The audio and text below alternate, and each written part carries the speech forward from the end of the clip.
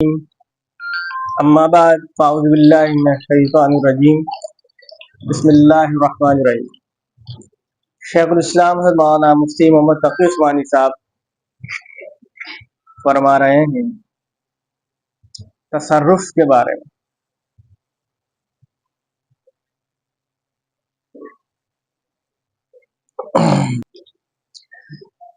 تصرف کا حاصل صرف یہ ہے کہ جس شخص پر تصرف کیا گیا ہے، تصرف کے نتیجے میں اس کی طبیعت میں ذرا سا نشاط پیدا ہو جاتا ہے، لیکن یہ نشاط دیرپا نہیں ہوتا بلکہ وقتی ہوتا ہے۔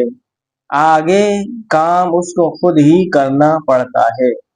یہ نہیں ہو سکتا کہ اس تصرف کے نتیجے میں ساری عمر کام کرتا رہے۔ تصرف صوفیہ کا اصطلاح ہے، ہوتا نا صرف کرنا، خرچ کرنا۔ یہ تصرف صوفیہ کا اصطلاح ہے کہ شیخ توجہ ڈالتا ہے تو بندے کے اندر نیکی کرنے کا شوق، جذبہ پیدا ہو جاتا ہے، حالات میں تبدیلی آ جاتی ہے اور نیک ہو جاتا ہے۔ حضرت شیخ فرما رہے ہیں مفتی تقی عثمانی صاحب دامت برکاتہ، یہ جو تصرف ہوتا ہے، توجہ کے ذریعے جو بھی کام ہوتا ہے، یہ وقتی ہوتا ہے، یہ دائمی نہیں ہوتا۔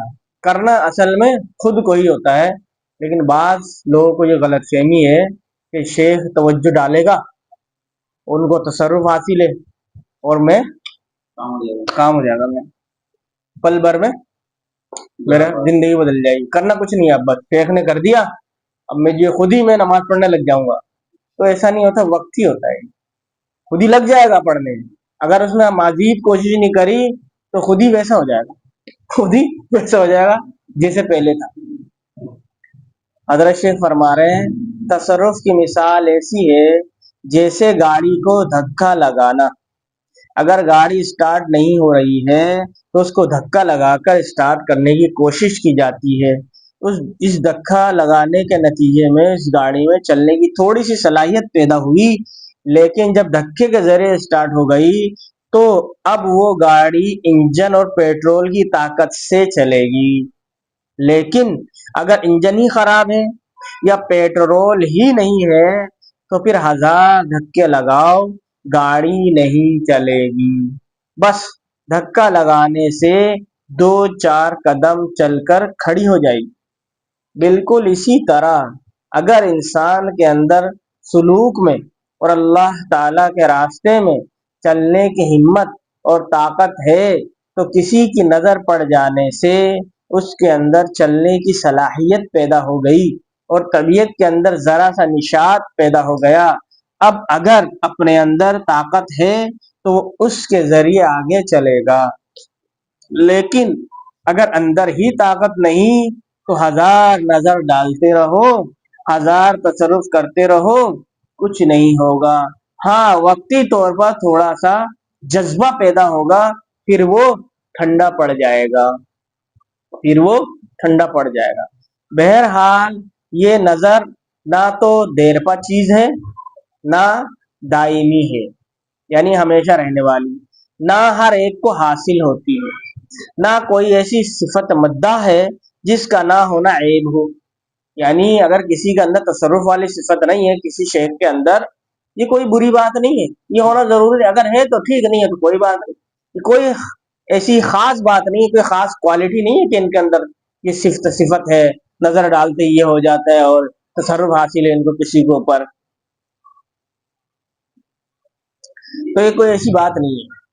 اور اگر نظر سے فائدہ ہو بھی جائے تو وقتی ہوگا، آخر میں کام اپنی ہمت ہی سے کرنا ہوگا، انجن اپنا مضبوط کرنا ہوگا، اسی انجن سے ہی گاڑی چلے گی، دھکے سے نہیں چلے گی۔ لہذا اصل کام یہ ہے کہ اپنی ہمت کو تازہ کرو۔ اسی لیے حضرت والا فرماتے ہیں اعمال کی اصلاح اور باطن کی اصلاح کا طریقہ یہ ہے کہ نفس کے جذبات کی مخالفت کی جائے اور اس کو مشقت کا عادی بنایا جائے۔ اس کو جتنا مشقت کا عادی بناؤ گے وہ بنتا ہی چلا جائے گا اور اس کے نتیجے میں تمہارا کام بنتا چلا جائے گا انشاءاللہ تعالی۔ پھر اس سے ظاہری اعمال بھی درست ہوتے چلے جائیں گے اور باطن بھی درست ہوتا چلا جائے گا۔ اس سے یہ بات سمجھ آئی، یہ جو بعض لوگوں کا خیال ہے میں کچھ نہ کروں، حضرت ایک نظر ڈالیں گے، وہ ہے نا یہ نظر میرے پیر کی، مشہور ہے نا قوالی، یہ نظر میرے پیر کی، آگے مجھے یاد نہیں ہے، تو بھائی ایسی کوئی بات نہیں، صورت میں آ گئی میرے صورت فقیر کی۔ تو بھائی اگر ایسا ہوتا، پیروں کے پیر سب سے بڑے پیر کون ہے بتاؤ بھائی؟ پیروں کا پیر کون ہے؟ نبی علیہ الصلوۃ والسلام، آپ صلی اللہ تعالی وسلم۔ کہ آپ سے ایسے واقعات ثابت ہیں جس طرح ہوا ہوں؟ حالانکہ آپ صلی اللہ علیہ وسلم کی تو ایسی صفات تھی، آپ کے صحبت میں آنے والا کیا سے کیا ہو جائے، لیکن اس طرح کی چیزیں ان کی طرح منسوب ملتی نہیں ہے، اس لیے کہ یہ اصل یہ نہیں ہے نا، اصل ہے کوشش، اصل کیا ہے؟ کوشش۔ لیکن آپ صلی اللہ علیہ وسلم کی صحبت میں جو جاتا اگر اس کی نیت صحیح ہوتی تو فوراً اس کا تزکیہ ہو جاتا تھا۔ یہ آپ صلی اللہ علیہ وسلم کی صلاحیت تھی، آپ کی صحبت کا اثر تھا۔ اس کی مثال اور عام مشائخ یا علماء کی مثال ایسی ہے، یہ کوئی تصرف والی بات نہیں ہے، یہ اللہ کی طرف سے عنایت ہے، ایک خاصیت ہوتی ہے کہ جیسے آپ صلی اللہ علیہ وسلم کی صحبت میں کوئی جاتا تو اس کی زندگی بدل جاتی، اور عام مشائخ یا علماء کے پاس جائے تو فوراً ایسی کوئی تبدیلی آتی نہیں، لیکن فائدہ ضرور ہوتا ہے۔ صحبت کا فائدے سے انکار نہیں کر سکتے آپ، صحبت کا فائدہ یقینی ہے، علماء کی صحبت، بزرگوں کی صحبت کا فائدہ ضروری ہے۔ جیسے غلط لوگوں کے ساتھ اٹھنا بیٹھنا کرو گے تو غلط بن جاؤ گے، اچھے لوگوں سے اٹھنا بیٹھنا کرو گے اچھے بن جاؤ گے۔ تو آپ صلی اللہ علیہ وسلم کی مثال سورج کی روشنی کی طرح ہے، اور علماء مشائخ کی مثال کسی کا بلب ہے 200 واٹ، کسی کا 100 واٹ، کسی کا 50 واٹ، کسی کا وہ جو نائٹ بلب لگاتے ہیں نا 0 واٹ بولتے ہیں، بالکل کم روشنی ہوتی ہے لیکن ہوتی ہے۔ جتنے بھی بزرگ اللہ والے ہوں گے ان کے اندر ایسی صفات ہوتی ہیں کہ اس سے فائدہ پہنچتا ہے، لیکن یہ جو خیال ہے سارا کام شیخ ہی کر دے گا، یہ کوئی اچھی بات نہیں ہے، ایسا سوچنا بھی اچھی بات نہیں ہے۔ اسی لیے ایسی صفت کا نہ ہونا کسی شیخ کے اندر یہ کوئی شیخ کی خامی نہیں، شیخ کی خامی نہیں ہے یہ کہ ان کے اندر ایسی صفت نہیں ہے کہ تصرف کر لے، بلکہ تصرف پر علماء نے کتاب لکھی ہے، ہر بعض تصرفات بعضوں کو حاصل ہوتی ہے، تصرفات کی قوت صلاحیت، بعض تصورات جائز ہی نہیں، تصرفات جائز ہی نہیں۔ مرید کے اوپر ایسا تصرف کر لینا کہ مرید سے اپنے مرضی سے کام لے جو وہ غیر شرعی جائز بھی نہیں ہے، خیر وہ لمبی تفصیل ہے۔ تو یہ بات درست نہیں ہے کہ شیخ اسی آسرے پر ہے کہ بس وہ شیخ کے صحبت میں چلا گیا اب میری زندگی بدل جائے گی۔ ایک شعر مجھے بار بار آ رہا ہے دماغ میں، وہ نکل رہا ہے، وہ کہتا نا ہاتھ دیا ہاتھ میں اور ہمارے ایک بزرگ ہے، میں نام نہیں لے رہا کیونکہ یہ بات مناسبت نہیں ہے، نام لینا مناسب نہیں ہے۔ ہاں میں نے ہاتھ دی اپنے شیخ کے ہاتھ میں، بدل گیا میں ایک ہی رات میں، اس طرح کا کوئی یہ ہوتا ہے ایسا، لیکن یہ کوئی عمومی بات نہیں ہے کہ ایسا ہو، بعضوں کو ہو جاتا ہے، ایسا نہیں کہ رات ہی رات میں انسان کی زندگی بدل جائے، تو ایسا کچھ بھی نہیں ہوتا۔ اصل یہ ہے کہ بھائی خود کوشش کرے، محنت کرے، انشاءاللہ شیخ کی صحبت سے فائدہ ہوگا، مدد ملے گی، لیکن کوشش آپ نے خود کرنی ہے، کوشش خود کرنی، بالکل کیسی بہترین مثال ہے، گاڑی کو دھکا لگائے تو گاڑی سٹارٹ ہو جاتی ہے، پھر چلتی ہے دھکے کی وجہ سے نہیں ہے، چلتی اپنے انجن سے اور پیٹرول سے۔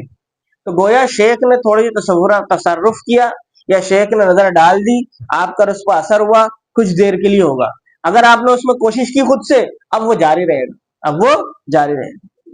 آگے فرمایا حدیث میں ہے کہ جب تم سائل کو 3 بار عذر سمجھا کر جواب دے دو اور وہ پھر بھی نہ جائے، لپٹ کر جم ہی جائے، جس سے ایذا ہونے لگے تو پھر اس کے جھڑک دینے میں کچھ ڈر نہیں۔ اس سے یہ معلوم ہوا کہ حسن اخلاق کی بھی ایک حد ہے اور بندہ اس کا مکلف نہیں کہ اس حد سے آگے ایذا کا تحمل کرے۔ ایک طرف قرآن کریم کا یہ ارشاد ہے، یعنی جو سائل تم سے مانگ رہا ہو اس کو مت جھڑکو اور ڈانٹ ڈپٹ کر مت بھگاؤ، اگر منع کرنا ہے تو نرمی سے منع کر دو کہ بابا معاف کرو، اس وقت دینے کو نہیں ہے، یا کوئی اور عذر ہے بتا دو۔ جھڑکنا نہیں چاہیے، لیکن اگر ایک مرتبہ سمجھا دیا کہ بابا اس وقت نہیں ہے معاف کرنا، پھر وہ مانگ رہا ہے، پھر سمجھا دیا کہ بابا معاف کرو، پھر وہ پریشان کر رہا ہے، پھر تیسری مرتبہ سمجھا دیا، 3 مرتبہ سمجھانے کے بعد اب تم نرمی کرنے کے مکلف نہیں ہو، اب اگر تم اس کو جھڑک دو تو بھاگ یہاں سے، یہ جھڑکنا تمہارے لیے جائز ہے، گناہ نہیں ہے، ڈرنا نہیں چاہیے۔ ایک دفعہ کہہ دیا، 2 دفعہ کہہ دیا، 3 دفعہ کہہ دیا، اب اس کو آپ جھڑک دو تو یہ منع نہیں ہے، جھڑکنا اس میں داخل نہیں ہے۔ جیسا کہ حدیث میں آیا، حضرت والا فرماتے ہیں اس سے پتہ چلا کہ لوگوں کے ساتھ حسن اخلاق کی بھی ایک حد ہے، یہ نہیں کہ حسن اخلاق کا حکم انسان کو غیر متناہی تکلیف پہنچانے کے لیے دیا گیا ہے، دوسرا شخص چاہے کتنی تکلیف پہنچائے مگر یہ برداشت ہی کرے اور حسن اخلاق ہی کا مظاہرہ کرے، ایسا نہیں ہے، بلکہ ایک حد کے بعد ظاہراً بد اخلاقی اور مظاہرہ کرنا پڑے تو اس میں بھی کوئی حرج نہیں، کیونکہ ہر چیز کی اللہ تعالیٰ نے ایک حد رکھی ہے، اسی حد وہ محمود بھی ہے اور مطلوب بھی ہے، اس حد سے آگے کا انسان مکلف نہیں۔ اگرچہ انسان کا حتی الامکان یہ کوشش کرنی چاہیے کہ وہ غصہ نہ کرے۔ ہمارے حضرت مولانا مسیح اللہ خان صاحب رحمۃ اللہ علیہ فرمایا کرتے تھے کہ ویسے تو بے محل غصہ کرنا گناہ ہے اور برمحل غصہ کرنا جائز ہے، لیکن بے محل غصہ کرنے سے اپنے آپ کو بچانے کے لیے اس کی مشق کرنی پڑتی ہے کہ برمحل بھی غصہ نہ کرے، یعنی جہاں غصے کا موقع ہے وہاں بھی غصہ نہ کرے، تاکہ غصہ نہ کرنے کی عادت پڑ جائے۔ اور مبتدی کو تو چاہیے کہ پہلے تو غصہ بالکل چھوڑ ہی دے، نہ برحق غصہ کرے نہ حق غصہ کرے، پھر جب غصہ قابو میں آ جائے تو برحق غصہ کرنے میں کوئی حرج نہیں، کیونکہ برحق غصہ کرنا جائز ہے، وہ کوئی رذیلہ نہیں ہے۔ اب یہ دیکھنا کہ کس حد تک انسان میں حسن اخلاق سے پیش آئے، یہ وہ مقام ہے جہاں انسان دھوکہ کھا جاتا ہے۔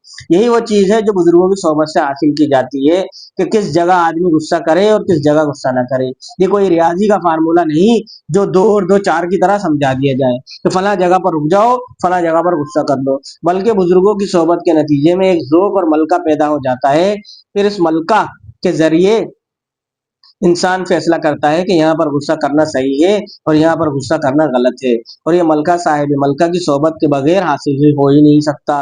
صاحب کمال کو دیکھیے کہ وہ کس طرح عمل کر رہا ہے، اس کو دیکھنے سے اپنے اندر بھی وہ ملکہ رفتہ رفتہ پیدا ہو جاتا ہے۔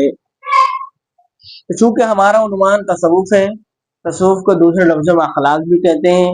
اخلاق کا مطلب یہ نہیں کہ دوسرا آپ کے اوپر چڑھ دوڑے، آپ بولو بھائی میں تو بڑا صوفی ہوں اور آپ جو ہے نا بغیرت بن جاؤ، آپ بغیرت بن جاؤ، ایسا نہیں ہے، ایسا نہیں، بلکہ ایک حد تک صبر کریں، اس کے بعد اب آپ اپنے میں آ جائیں تاکہ اس کا دماغ ٹھکانا آ جائے، اس کا دماغ ٹھکانا آ جائے۔ آپ جیسے ان میں فقیر کا مثال دیا، منع کر رہے ہیں منع کر رہے ہیں منع کر رہے ہیں، نہیں مان رہا، اس کو سنا دو تاکہ اس کا دماغ ٹھکانا آ جائے۔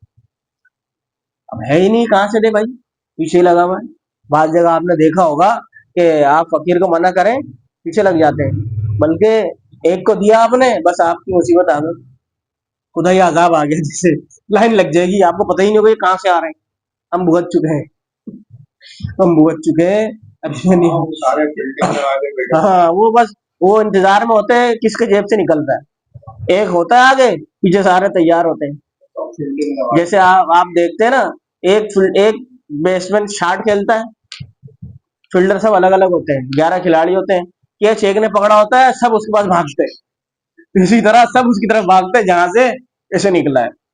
تو اس لیے ہر چیز کی ایک حد ہے، اس کے بعد آپ شریعت کے اندر رہتے ہوئے اپنے غصے کا بھی استعمال کر سکتے ہیں، لیکن مبتدی جو تصوف کے راستے میں ابتدان ہو، نیا ہو، بالکل شروع میں ہو، اس کو چاہیے کہ وہ ایسا نہ کرے، بلکہ وہ اپنے شیخ سے پوچھ کر حال اپنی زندگی گزارے اور اس کو سمجھے۔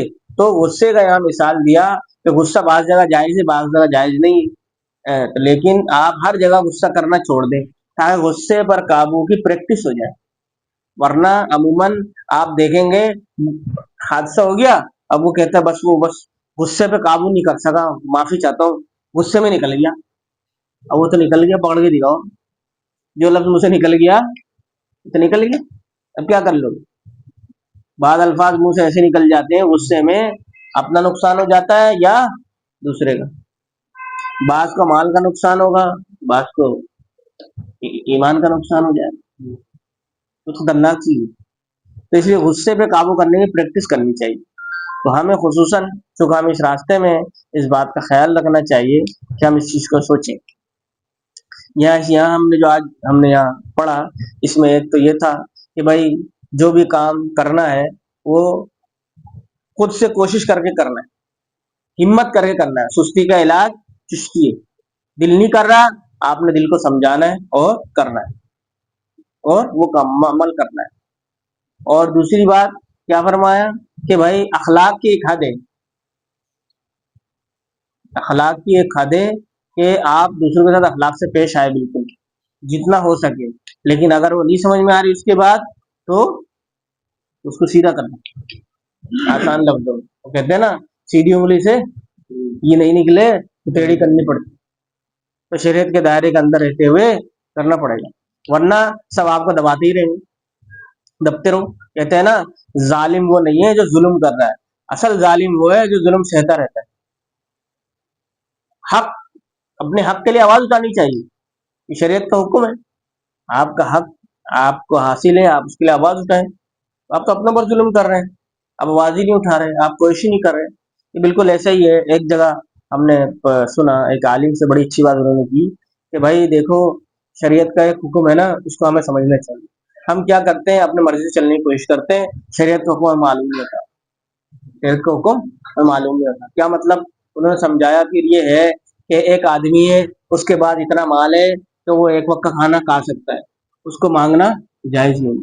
लेकिन एक शख्स है, उसके पास माल नहीं, इतना भी नहीं है